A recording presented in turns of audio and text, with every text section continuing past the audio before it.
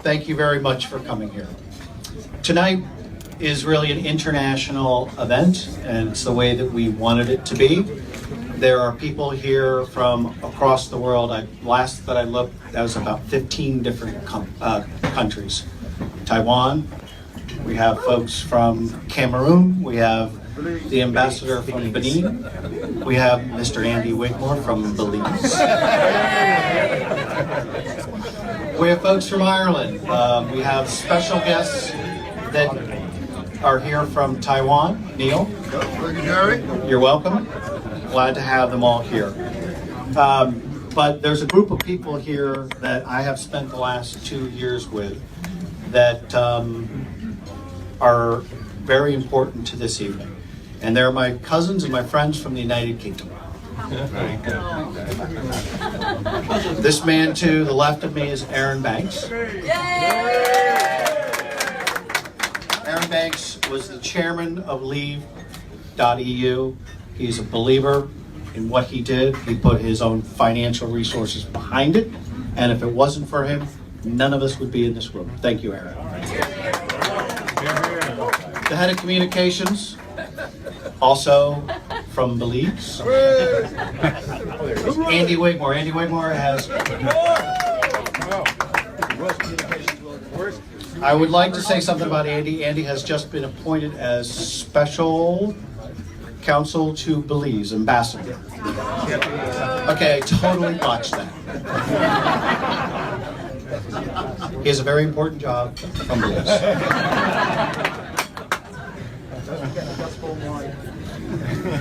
Lord Ashcroft. Also from the United Kingdom, the sparkling wine that you are drinking is from his facility, and thank you very much for shipping it up here. Appreciate it. So then, folks, there is a book that's outside. These are the bad boys of Brexit.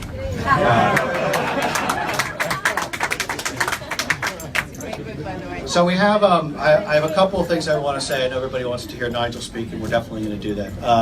But I have asked the governor of Mississippi to join us this evening, Governor Phil Bryant, who is here with us. One of the great things about the jobs that we all do in politics, particularly for me, is the people that, frankly, you didn't think could ever be friends or together somehow find a way. Governor Phil Bryant is from the Mississippi Delta. Nigel Farage is from Kent in the United Kingdom. And I can tell you these two are like brothers.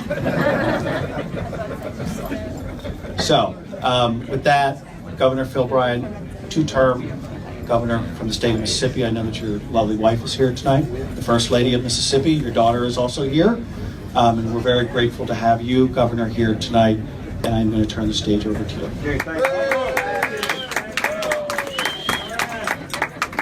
Well, good evening. Yeah, you got to do a little better than that. I was over there doing my Dangerfield. It's a tough crowd, tough crowd. Come on, you got the bad boys here. So there I am, sitting in the mansion one night. First Lady's with me. She's here somewhere. And we saw the news media saying there's no way that this is going to happen. This Brexit thing is ridiculous. Don't worry. The Prime Minister was saying, well, I'll resign if it passes. Be careful what you say. Yeah.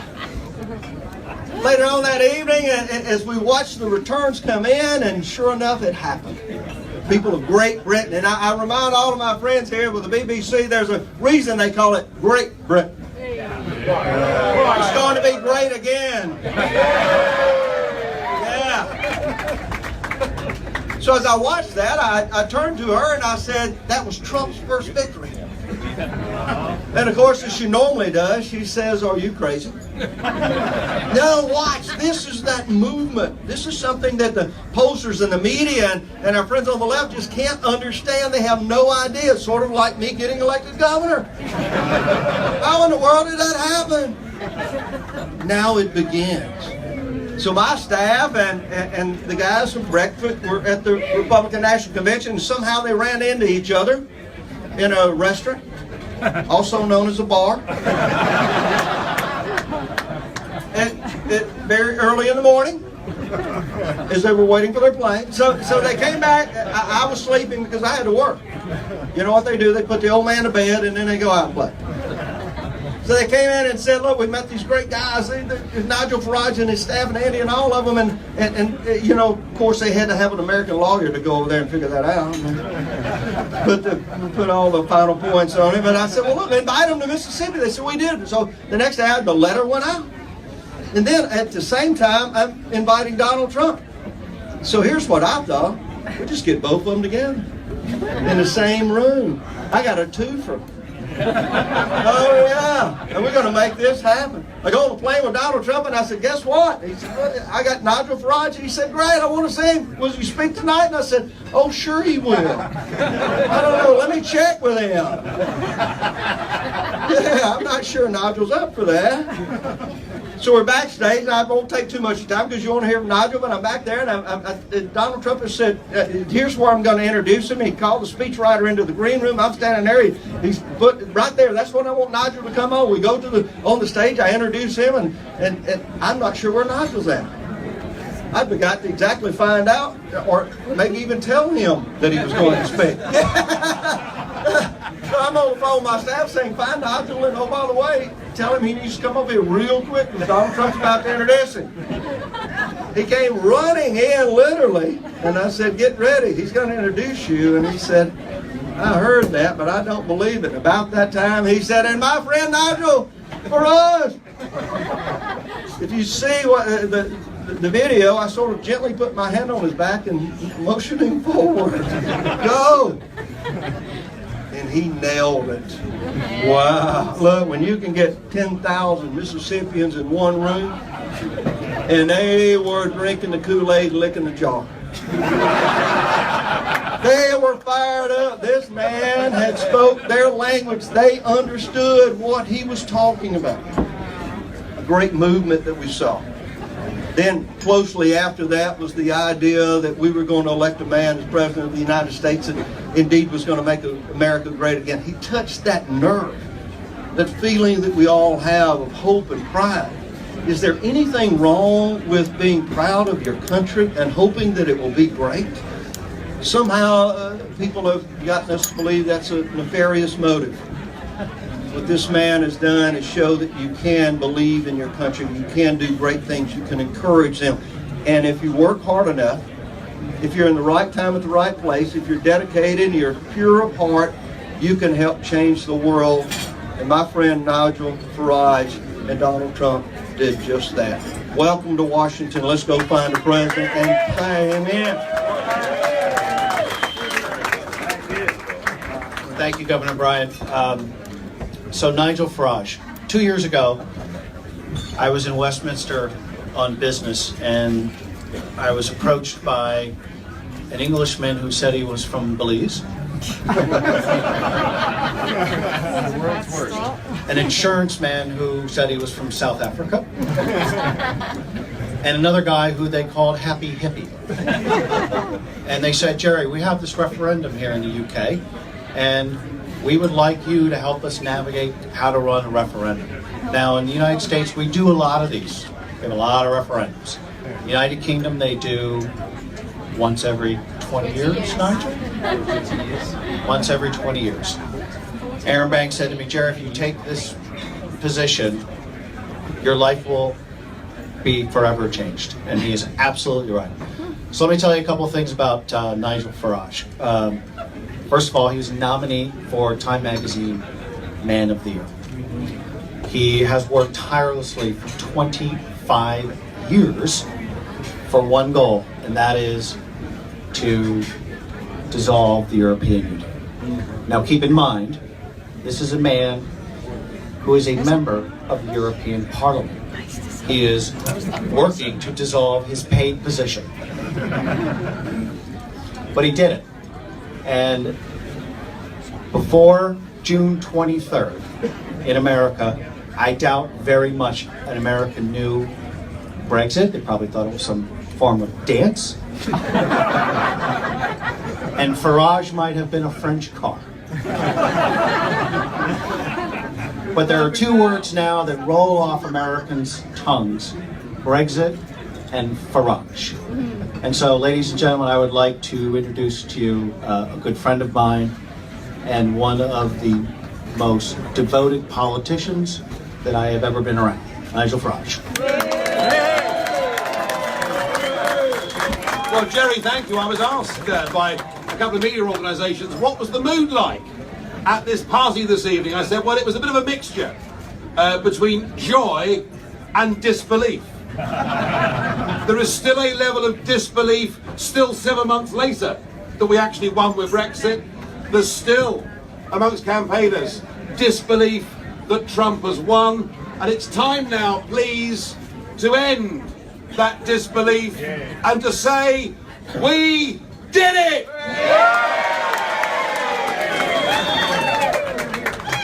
I spent most of my life in politics being regarded, I suppose, as the patron saint of lost causes.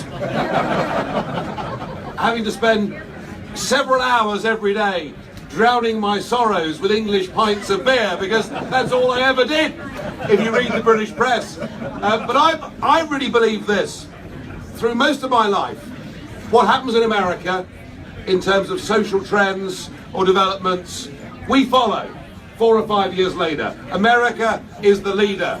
Now, I would like to think, in my own little way, that what we did with Brexit was the beginning of what is going to turn out to be a global revolution, and that Trump's victory is a part of that.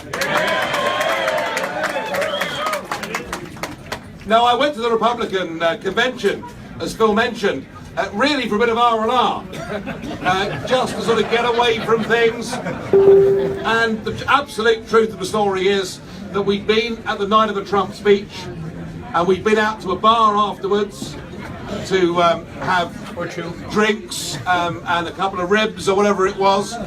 And we got back to the hotel, it was 4 a.m. And I said to Andy Wigmore, I said, you know what? I've got a really good idea. Why don't we have just one more before we go to bed? At which we bump into the Mississippians, who are flying out at 7 the next morning and who have taken the mature adult decision that going to bed's a complete waste of time. And yeah, the rest is history. I came to Mississippi, I met Phil, I think there was a degree of collusion between the governor and Banks and Co. And before I knew it, Donald Trump was saying to me, now, when I get to this bit in my speech, I'll introduce you. I said, you serious? I said, you mean you're the warm-up act? And I came back, and this is now my 8th visit, I think, back to the States since Phil I came to Mississippi. And I have to say, at times, it wasn't necessarily that easy to be helping the Trump campaign. There were 1 or 2 low moments. But I think what's exciting is 2016 will be looked at in 10 years' time. It'll be looked at in 100 years' time. It'll be looked at as a year of a great pivot, of a great change.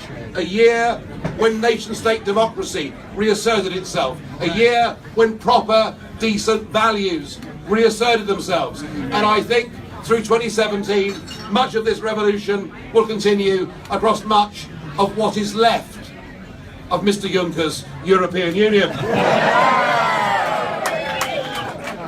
Now, I will, of course, through 2017 continue as leader of a group in the European Parliament to make my useful, constructive and helpful speeches, and you can follow those as I go. But I'll tell you a funny thing in life is we all fight battles in our lives, and we all, have victories, and we all have failures. The odd thing is that after our victories, normally there isn't really time to celebrate, because we're moving on to the next battle.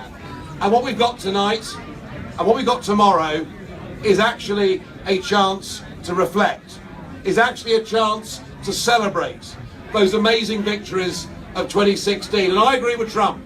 Brexit was great, but Trump becoming the president of the USA is Brexit plus. And he was right when he called it a movement, but a movement can't exist, a movement can't flourish without a leader. And Trump is the only person I've ever met in my life who makes me feel like an introvert.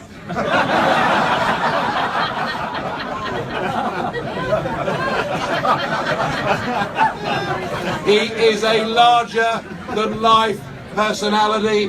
When he was given the rule book for how you run for president, he tore it up, he threw it out of the window.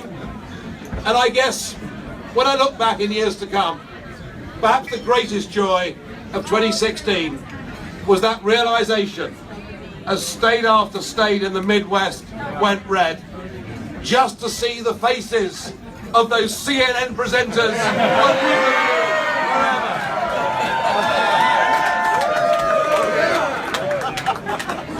Tomorrow at midday, swearing in as the most powerful man in the world will be this most extraordinary force of nature. Somebody and something that America and global politics has never seen before. Something that may occasionally have a rough edge, but whose instincts are absolutely right, and whose feeling with fellow Americans, ordinary people out there doing their best, is, I think, the closest this country has seen since Ronald Reagan. I believe he's going to make a very good president, and I'm proud to have played my part, not just in Brexit, but in helping this man become the 45th president of the United States of America. And all that is left, folks, is to have fun and have a good party. Thank you.